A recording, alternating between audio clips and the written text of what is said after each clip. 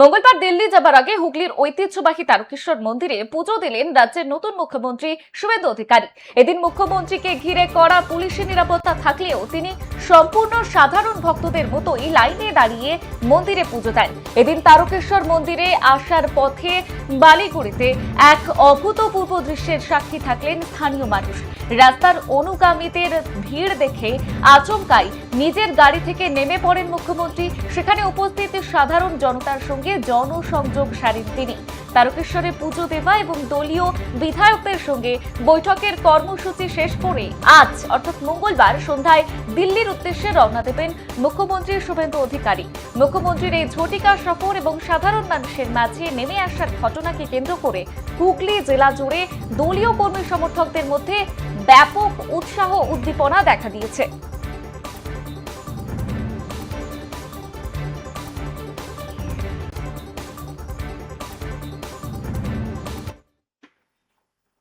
কিভাবে কি পুজো টুজো হলো একটু নামান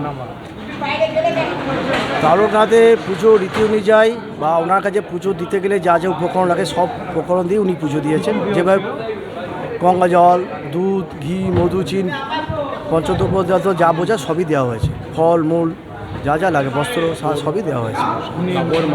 ভেতরে ঢুকেছিলেন? হ্যাঁ, ওনার ভেতরে পুজো করা হলো। ওনাকে প্রথমে যেভাবে পুজো করা হয়, জামা গেঞ্জি খোলানো হলো। বাবার গর্ভে গিয়ে যাওয়ার জন্য আমাদের যে পুরাতন রীতিনীতি আছে সেই রীতিনীতি মেনে সব কিছু হয়েছে। কাপড় জামা পরিয়ে আচমন করানো, তাকে ভেতরে নিয়ে যাওয়া হলো। কাপড় পরিয়ে ভেতরে নিয়ে গিয়ে আচমন করিয়ে যা যা পুজো পদ্ধতি সবই উনি মেনেছেন। উনি নিজে একজন ব্রাহ্মণ, উনি সবই জানেন। উনি নিত্য পুজো করেন, মায়ের পুজো করেন, শিবের পুজো করেন, কৃষ্ণের পূজা করেন, উনি সব জানেন। হ্যাঁ, হাত পা ধোয়াতে নেমেছিলেন।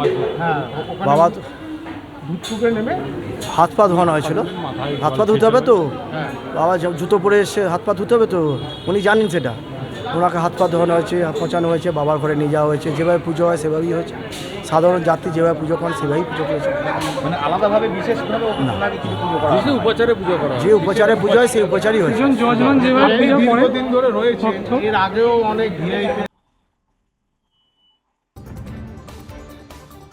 সাধারণ ভক্তদের মতোই পুজো দিলেন মুখ্যমন্ত্রী শুভেন্দু অধিকারী এবং পুজো দেবার পরে শুভেন্দু অধিকারী সাংবাদিক সম্মেলন করেছেন। সেখানে তিনি কি জানিয়েছেন শুনবো। বোর্ড ডিফাঙ্ক হয়ে আছে।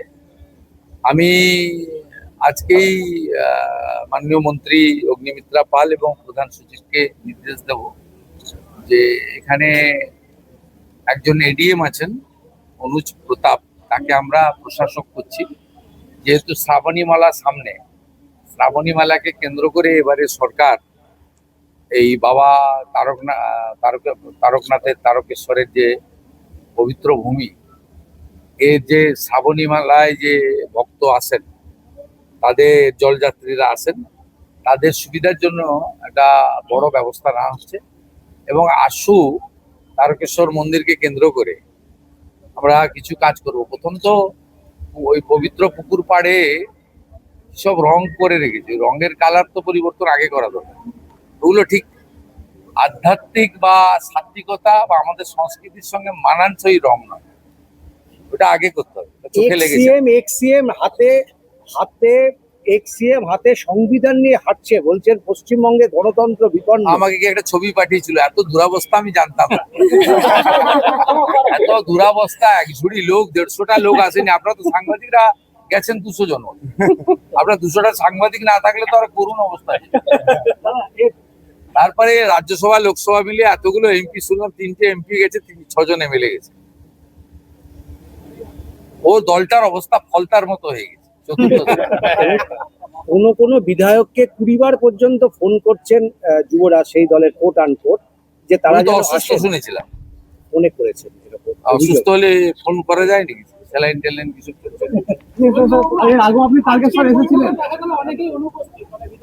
আরে আমি তারকেশ্বর ধামে একবার নয়, রাম মন্দির মাথায় নিয়ে খালি পায়ে হেঁটেছি গোটা তারকেশ্বর। আপনি জানেন না, এখানে যেদিন যেটাকে লোক হারিয়ে দিয়েছে 31,000 ভোটে, ও রাম মন্দিরকে অপমান করেছিল, আমি খালি পায়ে গোটা তারকেশ্বর শহর আমার হাঁটা আছে 4 কিলোমিটার। কিন্তু এই যে কলকাতার বুকে যা চলছে, একটা লাস্ট